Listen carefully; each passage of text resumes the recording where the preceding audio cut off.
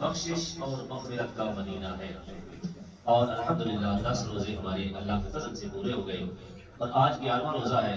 رحمت کا عشرہ ختم ہو گیا اور مغفرت کا عشرہ شروع ہو گیا ہے۔ دعا کو اللہ تعالیٰ ہم سب کے صغیر کبیرہ گناہوں کی مغفرت فرمائے، اور اللہ تعالیٰ ہم سب کے مرحومین مرحومات کی بھی مغفرت فرمائے۔ تو فرمایا گیا کہ رمضان مبارک بخشش اور مغفرت کا مہینہ ہے۔ اس میں اللہ تعالیٰ اپنے بندوں پر بڑا مہربان ہو جاتا ہے کہ جو خلوص نیت سے اپنے گناہوں کی بخشش طلب کرے، اللہ تعالیٰ اسے معاف فرما دیتے ہیں۔ اس لیے اس ماہ مبارک میں کثرت سے توبہ کرنی چاہیے تاکہ اللہ تعالیٰ معاف فرما دے۔ مگر جو شخص رمضان مبارک میں بھی اپنے برے اعمال کی بنا پر خدا تعالیٰ کی رحمت سے محروم رہے تو یقیناً وہ انسان بدبخت انسان ہے۔ اللہ تعالیٰ ایسے انسان سے محفوظ فرمائے۔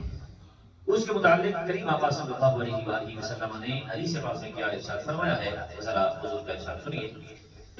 حضرت کعب بن عجرہ رضی اللہ تعالی عنہ ایک مرتبہ نبی کریم صلی اللہ علیہ وآلہ وسلم کی محفل میں تشریف فرما تھے کہ نبی کریم صلی اللہ علیہ وآلہ وسلم نے ارشاد فرمایا کہ اے میرے غلاموں، ممبر کے قریب قریب آ جاؤ۔ جی حدیث پاک آپ نے سماعت فرما کی ہے، سن رکھی ہے، پہلے ایمان تازہ کیجیے۔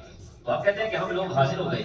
جب حضور نے ممبر کے پہلے درجے پر قدم رکھا تو فرمایا آمین، جب دوسرے پر قدم رکھا تو فرمایا آمین، جب تیسرے پر قدم رکھا تو پھر بھی فرمایا آمین۔ جب آپ خطبے سے فارغ ہو کر نیچے اترے تشریف لائے تو ہم نے عرض کیا یا رسول اللہ یا حبیب اللہ کہ ہم نے آج آپ سے ممبر پر چڑھتے ہوئے ایسی بات سنی جو آج سے پہلے کبھی بھی اس طرح کی مرتبہ نہیں سنی۔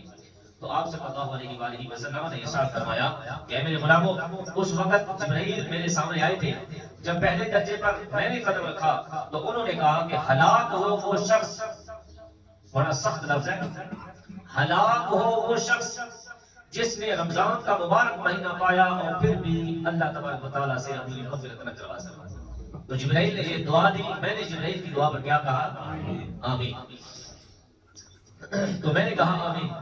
جب پھر دوسرے درجے پر قدم رکھا پہنچا تو اس نے کہا ہلاک ہو وہ شخص جس کے سامنے آپ صلی اللہ علیہ وآلہ وسلم کا نام نامی اسم گرامی لیا جائے، محمد کا ذکر کیا جائے اور یا رسول اللہ وہ آپ کی ذات پر درود و سلام نہ پڑھے تو حضرت جبرائیل نے کہا وہ ہلاک ہو جائے۔ تو حضور نے فرمایا میں نے کہا آمین۔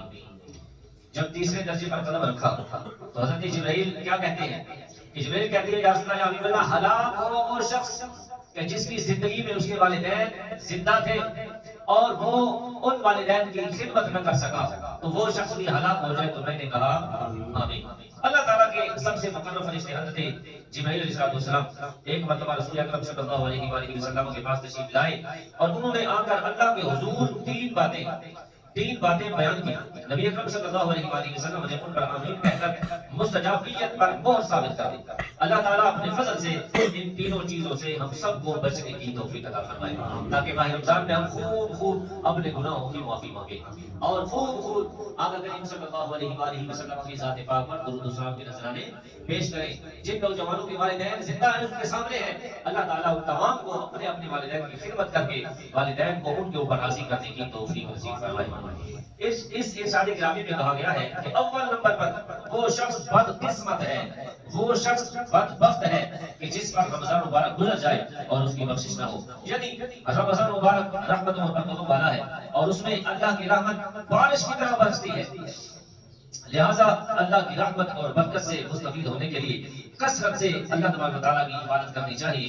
مگر جو شخص عبادت کی بجائے گناہوں اور برائیوں میں مبتلا رہے وہ رمضان کے فیوز و برکات سے معروم رہے گا اور اس طرح اس کے گناہوں کی مغفرت بھی نہیں ہوگی۔ لہذا غور کرنا چاہیے کہ رمضان سے بڑھ کر مغفرت کے لیے اور کون سا وقت ہوگا بندہ گنہگار کے لیے کہ وہ چاہے گا کہ فلاں مہینہ آئے گا تو میں عبادت کروں گا، فلاں دن آئے گا تو میں عبادت کروں گا، فلاں رات آئے گی تو میں عبادت کروں گا، فلاں سال آئے گا تو میں عبادت کروں گا۔ ابھی نوجوان جو ہے نا وہ اس انتظار میں بیٹھے ہیں کہ ہماری داڑھی آئے گی، ہماری شادی ہوگی، ہم بوڑھے ہوں گے، ہمارے بال سفید ہوں گے تو ہم نماز پڑھیں گے، ہم اس وقت اللہ کی پاک بارگاہ میں روئیں گے، گڑ گڑائیں گے، آنسو بہائیں گے، دعا کریں گے، توبہ کریں گے، اس انتظار میں بیٹھے ہیں۔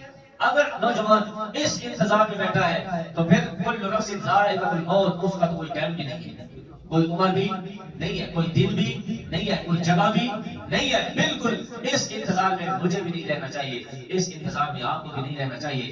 ہر دن کو غنیمت جانے، ہر رات کو غنیمت جانے، اور سب سے بڑھ کر ماہ رمضان کو بہت بڑی غنیمت جانے، کیونکہ اللہ تبارک و تعالیٰ کی رحمت چھم چھم برس رہی ہے۔